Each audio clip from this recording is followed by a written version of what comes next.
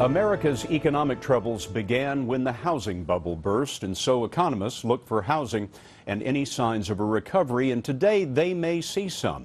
A report out today says some home prices in 20 cities rose in July 0.9% from the previous month, but prices are still down 4.1% from the previous year. And look at this.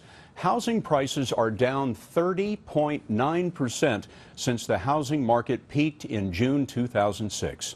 We asked senior business correspondent Anthony Mason to tell us what we should make of the latest numbers. In their Ferndale, Michigan home, Ray and Brianna Scott are underwater, deep underwater. It's terrible. It's not the way it should be. 6 years ago, they bought the house they're raising their two sons in for $132,000. But even with a slight increase in value in recent months, it's now worth only about $80,000. We're $50,000 roughly in the hole. We're probably never going to get that back.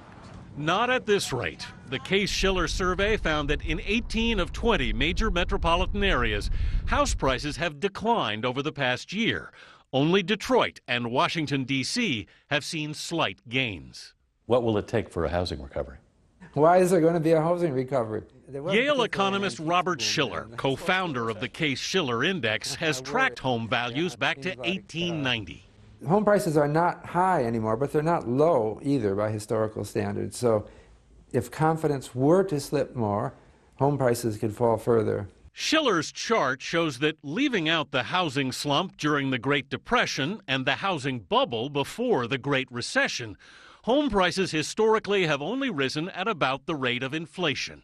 So I don't know why people are all thinking, when is the housing recovery coming? I don't plan on that at all.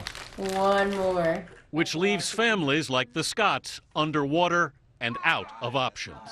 It's not that we hate where we're at. It's just, at this point, we really can't do anything else but be here. The Scotts worry that another recession could knock even more value off their home. Robert Shiller says that rather than a recovery in house prices, the best to hope for would be just stability. Anthony, there are a lot of people out there like the Scotts, and I wonder if they're waiting to see home prices increase before they put their house on the market. What should they do? Well, they're going to wait a long time, probably. That's the problem. Foreclosures are putting an enormous amount of pressure on prices, downward pressure. Shiller's point is that even after prices stabilize, history shows us that we shouldn't expect much of an increase. As you pointed out, this may very well be the new normal. Anthony, thank you. We were curious in the newsroom today how the fall in home prices today compares with the Great Depression. As we mentioned, the current collapse from 2006 to 2011 comes to a drop of 30.9%. Well, the fall in home prices from 1925 to 1933 was 30%.